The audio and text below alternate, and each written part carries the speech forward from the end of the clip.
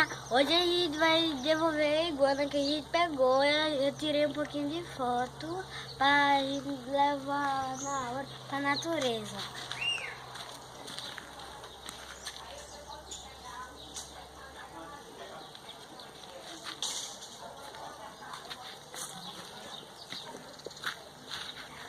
E gente, se inscreve no meu canal e também dê like.